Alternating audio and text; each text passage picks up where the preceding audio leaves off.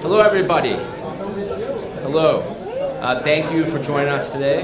Good morning and salam alaikum. My name is Nicholas Harris, and I am a member of the board and the interim executive director of the Middle East Policy Council, or MEPC. And MEPC is proud to be a co-sponsor of this excellent event and these outstanding and timely discussions. I have the honor of moderating the next panel, which is on a topic that is front and center in much of the debate here in the United States. Some might even call it a rancorous debate on Israel, Gaza, and Palestine, the future of peace in the Middle East. We have an outstanding panel of experts here, and I'm going to get right into it because we're short on time, because we have Representative McGovern following right after us. But just very quickly, we're joined by Josh Paul, who is the co-founder of A New Policy and a former director of Congressional and Public Affairs and the Bureau of Political Military Affairs in the U.S. Department of State. We're also joined by Omar Shakir, who is the executive director of Democracy in the Arab World Now, or DAWN.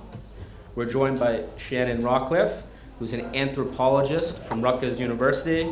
And we're joined by Lean Sultan, who's a senior advocacy manager for UNRWA USA. Without further ado, I'd like to introduce Josh Paul.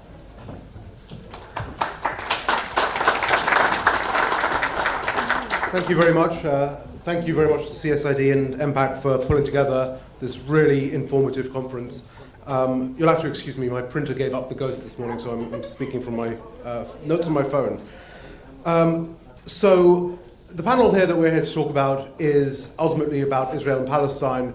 But to get into that, I want to take a step back and really pick up where we left off in the last panel by looking at the region and what I think is defined by an interplay between three different types of instability, three forms of instability that are intertwined. And they are the instability of the US, of Israel, and as we've been discussing, of the Arab regimes. The US as a global destabilizing hegemon, Israel as a regional insecure hegemon, and the Arab regimes as essentially national brittle hegemons. So to back up and look at that global level and the current role of the United States in the world, I think it is very clear that the United States at this point is certainly still the most powerful country in the world, but it is visionless, it is adrift. It has essentially no guiding foreign policy other than the maintenance of the status quo. Essentially, when I think about the United States and how it addresses the world these days, we used to play a game when I was growing up, at least in England we called it Grandma's Footsteps. You probably call it something else in America, which is, where you're sort of standing and everyone is walking up behind you, you turn around and everyone has to freeze, right? And I feel like that's often the way that US foreign policy these days is conducted, that if nothing is changing in the world, we are happy, we can keep our back to that region, okay, nothing going on over there. As soon as we detect movement, we turn around and make sure that everything is frozen, and then the game continues. This is, of course, not sustainable, in part because the United States is losing relative power around the world. We see that it is losing certainly economic hegemony around the world, and we see that, I think, in the outcome just today of the summit that President Trump held in China with President Xi. But the United States is retaining, I think we have to be clear, military leadership. So what it is therefore doing to sustain this global leadership, this status quo, is essentially doubling down on existing allies and partners, including, as Shadi noted in his comments, dictatorships, which are, again, one of those other drivers of instability, that brittle instability, particularly in the Middle East.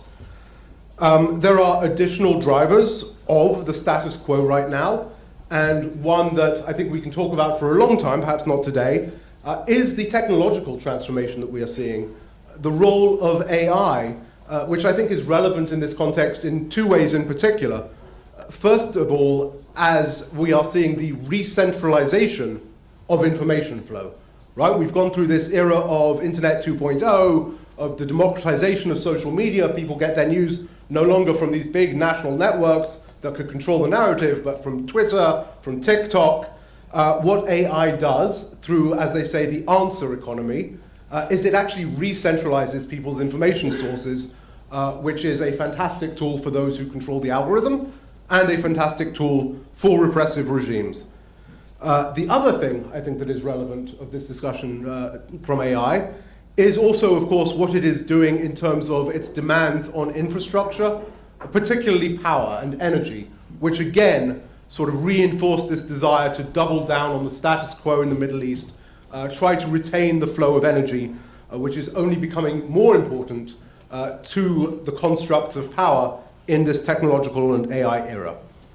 So what we end up with globally, there's this concept, of course, of Pax Americana, but it's actually quite different. It's actually the opposite. There's a political theorist out in UCSD called Jan Peters, who has this concept of hegemonic destabilization. The idea that the world is always evolving, is always changing, and when you have a hegemonic power, what you end up with is actually a fundamentally destabilizing mechanism because it prevents that change and therefore encourages that destabilization rather than the natural evolution. And then the other factor, final here, is of course that famous saying that if all you have is a hammer, everything looks like a nail. And in the case of the United States, increasingly, all we have is a hammer. It's a very powerful, it's a very capable hammer, but the world is not made up of nails. And the more we use that hammer, the more destabilization, the more harm we do. So, turning now to the Middle East, and particularly to Israel. I think we have to see Israel in this moment, certainly in military terms, possibly in technological terms too, as essentially a regional form of a hegemon. But it is a very insecure hegemon. There is, I think, a frankly society-wide, almost psychological insecurity that Israel has reinforced for itself to see everything as a threat. If you look at Israel's national security doctrine, which they've now updated and they've published now twice, the concept at the core of it is, look, we're never going to be 100% secure, so therefore our national security strategy is based, A, on deterrence, and when deterrence fails, which it always will, the strategy says, on overwhelming force. And so you come into this cycle, therefore, of essentially repeated use of military force that then leads and reinforces its own sense of insecurity. And where this has led Israel in terms of, I think, its view for the region is to see that, I think in Israel's vision, it would like to see its neighboring countries, the Arab world, in one of two conditions. Either in a condition of abeyance and integration, but integration at the regime level, which then requires regimes that, of course, are disconnected from their people, repressive of their people.